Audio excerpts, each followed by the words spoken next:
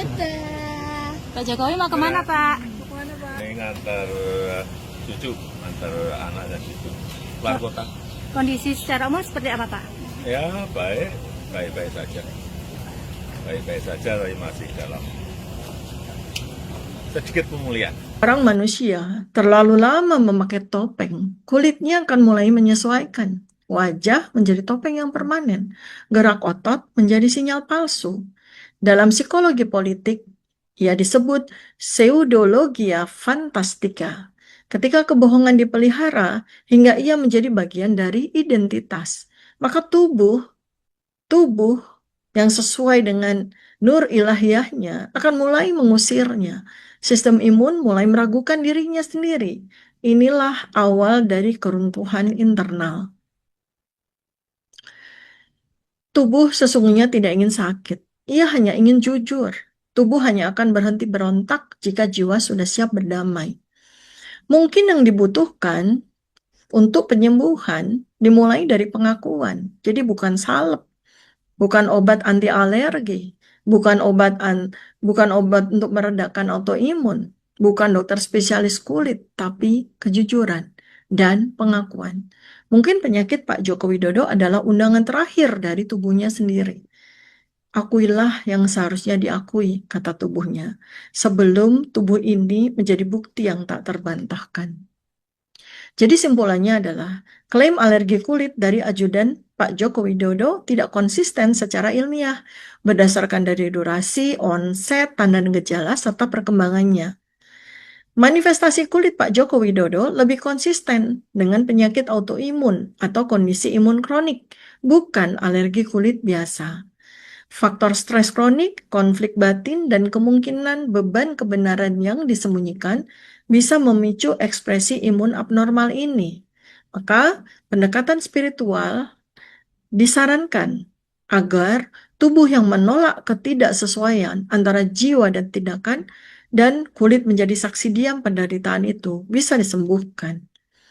Jadi, bukan kami yang menghukummu, tubuhmu lah yang sudah memulai sidangnya, dan kulitmu adalah notulennya. Kebenaran tidak bisa ditahan selamanya. Jika ia tidak keluar dari mulut, ia akan keluar dari luka.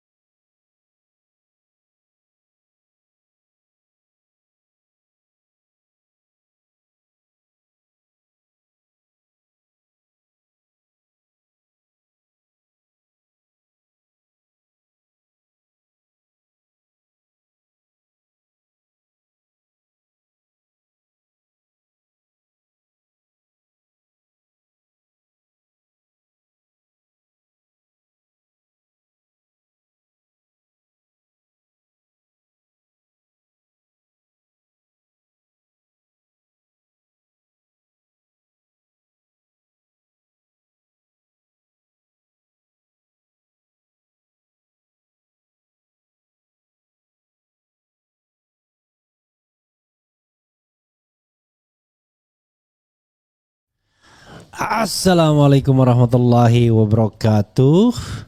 Sobat RH sekalian, jumpa lagi kita di channel yang keren ini. Keren cadas. Ini masih offline kayaknya ya. Hah? Online ya. Ya, saudara sekalian, selamat pagi ya. Kita mulai bicara mengenai kondisi Jokowi ya, what happened with him. We don't know exactly why, tapi katanya setelah pulang dari Vatikan mendapat kondisi yang demikian. Saya tidak mau berandai-andai ya, tetapi memang ini agak mengkhawatirkan kelihatannya. Makin lama bukan terlihat sembuh, tapi makin lebar ya. Kalau kita lihat misalnya saudara sekalian, ada yang mengatakan kondisi Jokowi ini sebagai sindrom Stephen Johnson katanya. Saya nggak ngerti kenapa dibilang Stephen Johnson. Jadi kalau kita cari di AI overview ini ya, artificial intelligence overview. Jadi ini informasi awal ya, jangan dipercaya 100%. Sindrom over Johnson itu adalah sindrom Stephen Johnson, SJS ya, adalah reaksi kulit dan selaput lendir yang serius dan langka, seringkali dipicu oleh obat-obatan atau infeksi. SJS ditandai dengan demam, ruam kemerahan yang menyebar, dan lepuh pada kulit serta selaput lendir di mulut, tenggorokan, mata, dan area genital. Area genital juga. Kondisi ini dianggap sebagai keadaan darurat medis karena potensi komplikasi seriusnya.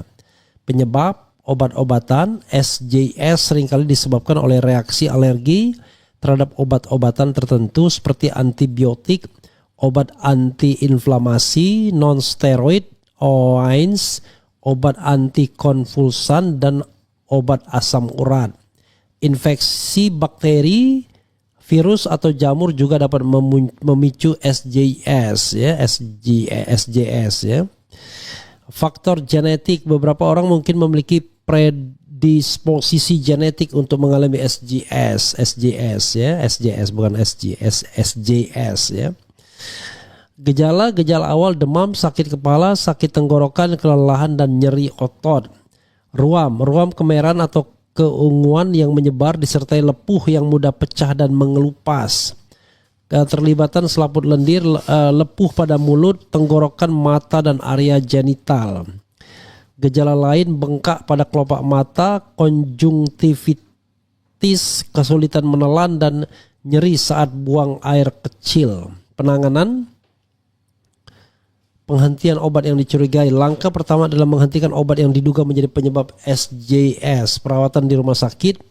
SJS memerlukan perawatan intensif di rumah sakit termasuk resusitasi cairan, pemberian nutrisi, perawatan luka, dan penanganan komplikasi. Nanti coba keluarkan juga pendapat Dr. Tifa di ininya ya, yang suruh berobat ke Guangzhou atau Dr. Tifa kemudian bicara mengenai sakit Jokowi. Evaluasi mata dan lesi kulit. Penting untuk melakukan evaluasi mata dan lesi kulit secara teratur untuk mencegah komplikasi lebih lanjut. Penanganan multidisiplin, dokter dari berbagai spesialis seperti kulit, mata, dan penyakit demam mungkin perlu dilibatkan untuk penanganan komprehensif. Komplikasi, infeksi kulit yang terluka akibat SJS rentan terhadap infeksi sekunder, kerusakan mata, konjungtivitis, ulkus kornea, dan bahkan kebutaan dapat terjadi. Kerusakan paru-paru, gangguan pernapasan, dan pneumonia dapat terjadi. Kematian SJS yang parah dapat menyebabkan kematian. Pencegahan, hindari obat yang dicurigai. Perhatikan gejala awal. Penting untuk diingat bahwa SJS adalah kondisi serius yang memerlukan penanganan medis segera. Ini ada lagi ya mengenai sindrom Stephen Johnson, reaksi alergi yang ditandai dengan ruam dan lepuhan di kulit, lapisan bola mata, rongga mulut, dubur, dan kelamin. Penyakit ini dapat menyebabkan komplikasi serius bila tidak segera ditangani. Sindrom Stephen Johnson terjadi akibat reaksi hipersensitivitas tubuh terhadap obat atau infeksi. Penyakit ini merupakan kondisi gawat darurat yang harus mendapatkan penanganan dan rawat inap di rumah sakit. Sindrom Stevens-Johnson berbeda dengan erythema multiformis. Ruang pada sindrom Stevens-Johnson lebih luas serta gejala pasien lebih parah. Kita share ya dulu ke Jido, ke RH dulu. Jadi tentu orang bertanya ya, what happened with Pak D? Kemudian penyebab sindrom Stevens-Johnson pada orang dewasa. Sindrom Stevens-Johnson dapat disebabkan oleh efek samping obat-obatan berikut ini. Obat asam urat seperti allopurinol, obat pereda nyeri misalnya meloxicam, naproxen atau piroxicam, obat antibiotik, obat antivirus, obat anti kejang. Sedangkan pada anak-anak sindrom ini lebih sering dipicu oleh infeksi virus. Ya, ini teknis sekali ya, tetapi itu yang dikatakan sebagai sindrom Stevens-Johnson. Tapi apakah itu sindrom Stevens-Johnson? I am not a capacity to answer the question. Semalam ketika dikunjungi 2 dokter, mereka pun berdebat apakah itu sindrom Stevens-Johnson atau tidak. Karena katanya kalau sindrom Stevens-Johnson ya harusnya apa ya, dibilang harusnya hilang tuh setelah dikasih apa gitu. Tapi Pak Jokowi ini makin lama kelihatannya malah semakin parah ya. Coba kita lihat, dekatkan gambar-gambar atau foto-foto yang ada Pak Jokowinya. Kelihatan betul ya bahwa kulitnya melepuh, kemudian tangannya juga melepuh. Kita tidak tahu bagian tubuh lainnya ya. Begitu saudara sekalian. Jadi kalau kita bicara sakit itu ya bisa dialami semua orang ya. Kita tidak tahu ya, karena mau orang itu baik mau orang itu jahat semuanya bisa sakit. Cuma memang bedanya perspektifnya adalah kalau kita seorang muslim ya, sakit itu ada 2 kemungkinan. Tetapi satu hal itu kecintaan Allah Subhanahu wa taala. Karena sakit itu seperti sebuah peringatan. Bagi orang yang beriman itu adalah cobaan, tapi bagi orang yang zalim itu adalah azab. Tapi dua-duanya adalah kecintaan dari Allah Subhanahu wa taala yang memperingatkan kita. Ya, memperingatkan kita bahwa ya we are a human. Kita hanyalah manusia, we are only human. Kita hanyalah manusia. Karena itu ya tidak boleh juga kita berlebihan atau merasa bahwa kita di atas yang maha kuasa ya. Sebesar apapun kekuasaan kita dan sebesar apapun uang yang kita punya. Awalnya saya tidak percaya ya soal kulit yang melepuh dan lain sebagainya dari Jokowi ini. Tetapi ternyata benar juga, makin lama makin terlihat gitu ya. Awalnya ini jangan-jangan rekayasa dari orang yang sirik ya, orang yang benci seperti yang sering dikatakan pendukung Jokowi. Tapi ternyata memang demikian ya. Ya kita doakan yang terbaik bagi semua kita ya. Jadi saudara sekalian, kalau Dr. Tifa itu beberapa waktu lalu juga menyarankan agar berobat di Guangzhou, China. Ya, dia begitu ya. Kita tidak melihat bahwa ini disebabkan oleh stres, tapi disebabkan oleh tadi yang kita katakan macam-macam tadi ya. Bisa disebabkan oleh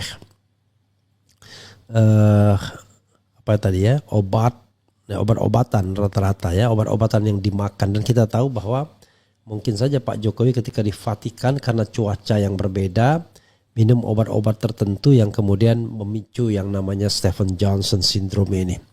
Tapi apakah itu Stevens-Johnson syndrome? Ya nggak ngerti juga kita, karena kita hanya melihatnya dari jarak jauh. Begitu sobat RH sekalian ya. Coba kita bacakan komentar sobat RH sekalian yang pastinya ngeri-ngeri sedap ya. Hadir pagi nih, hadir paling awal. Apa cloningnya Jokowi? Ya, Itu satu spekulasi yang saya pernah dengar ya. Sebenarnya bukan cloning. Intinya adalah ada yang namanya Joko Widodo yang kuliah. Munculkan lagi ya. Jadi munculkan 3 gambar tuh. Gambar cloning. Gambar yang kuliah, gambar yang ijazah, dan gambar yang Stephen Syndrome Johnson sekarang. Karena inilah kondisi terakhir Pak Jokowi kan. Jadi sobat era sekalian, ada yang kuliah yang namanya Joko Widodo. Kemungkinan dia bisa saja lulus sarjana atau lulus sarjana muda. Ya, sarjana muda bukan mudah, sarjana muda ya. Engkau sarjana muda ya, resah tak dapat kerja. Jadi tetapi itu diyakini oleh dokter Tifa yang berapa kali membedakan bentuk hidung, bentuk gigi dan lain sebagainya. Berbeda dengan Jokowi yang sekarang plus Jokowi yang ada di ijazah. Nah itu makanya kemudian ini siapa ini sesungguhnya? Apakah dia menggunakan identitas Joko Widodo yang pernah kuliah, padahal nama aslinya adalah Mulyono misalnya. Tapi kan sekali lagi itu baru spekulasi dan kemudian ya dia dipersiapkan oleh sebuah kekuatan yang dahsyat. Ini soal yang besar kata Dr. Zulkifli. Tapi sekali lagi baru analisis dan spekulasi ya. Kalau mau diselidiki lebih lanjut ya bisa. Nanti kita akan tampilkan sebuah video dari Christovito Wiloto gitu ya. Christovita Wiloto yang mengatakan soal yang terkait dengan bagaimana China merekayasa utang dan lain sebagainya. Nah itu kita nggak ngerti juga ya. Oke, ini ada juga nih ya. Soal penyakit begini ya. Jadi sudah ditampilkan ya, apa itu sebenarnya sindrom Stephen Johnson gitu ya. Stephen Johnson adalah kondisi medis yang akan serius yang menyebabkan ruam kulit yang menyebar dan melepuh serta kerusakan selaput lendir ya. Oke, ini ada dari Columbia Asia Indonesia mengenai. Nah, ini soal Jokowi juga. Presiden ke-7 RI Joko Widodo absen di peringatan hari lahir Pancasila 1 Juni lalu. Kabar beredar Jokowi mengalami alergi usai kunjungan ke Vatikan.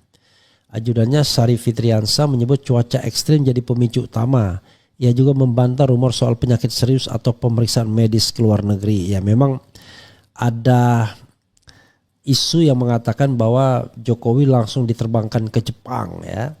Tetapi itu dibantah.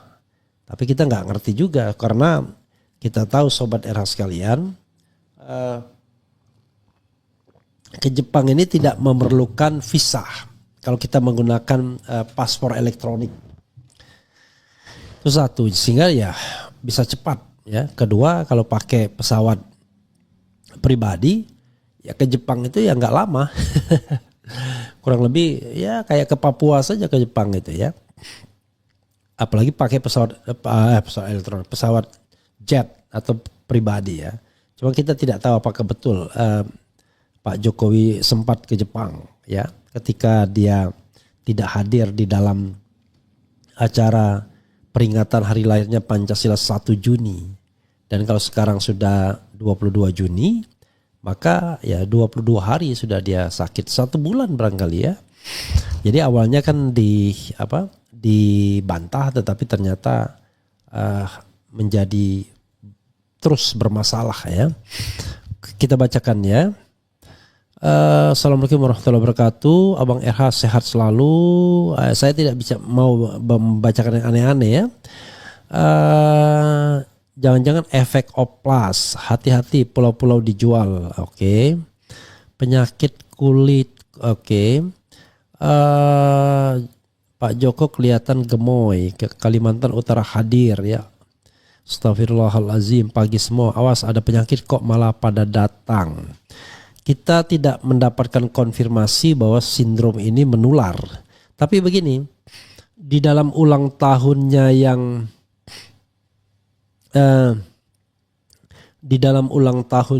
ke-64 ini, kita tidak melihat ada menteri yang datang.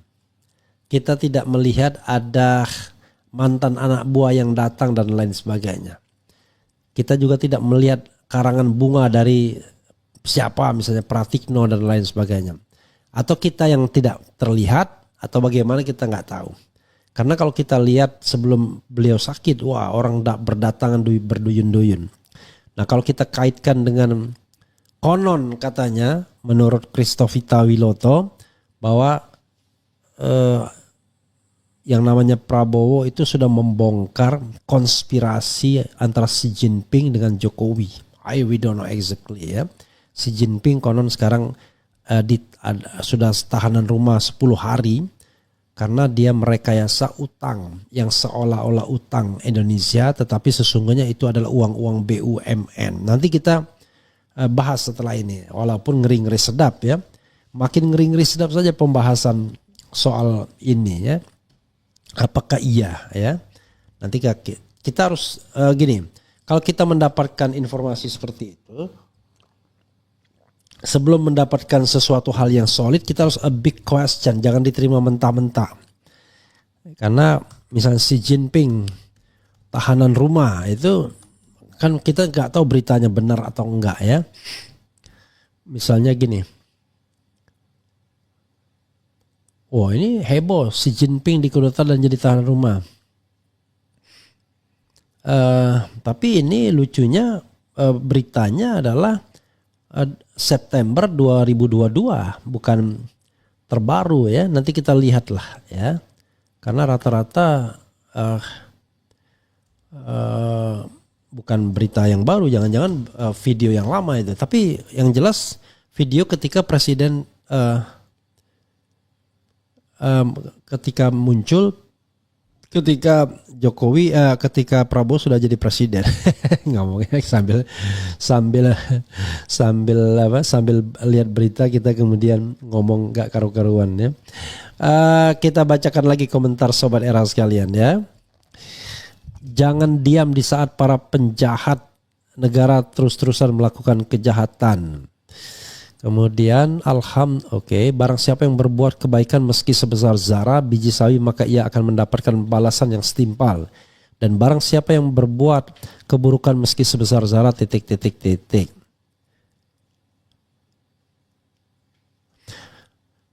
Xi Jinping masih bertugas, banyak hoax Bang RH. Makanya saya tidak begitu langsung percaya ya.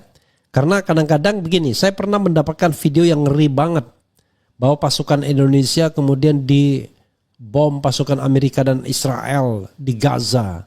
Lalu ada yang meninggal dan lain sebagainya. Tapi kok di dalam negeri tidak heboh. Karena sebelumnya pasukan Indonesia menyergap pasukan Amerika Serikat yang membantu Israel.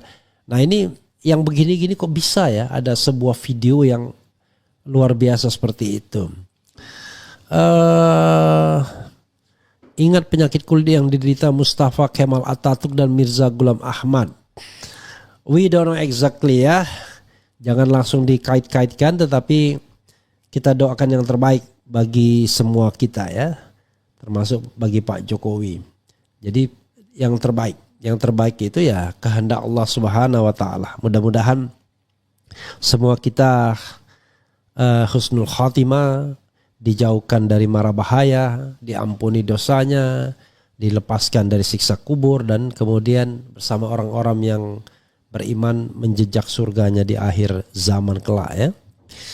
Begitu Sobat RH sekalian, tidak ada lagi yang bisa saya sampaikan kecuali ya itulah kondisi terakhir Pak Jokowi ya.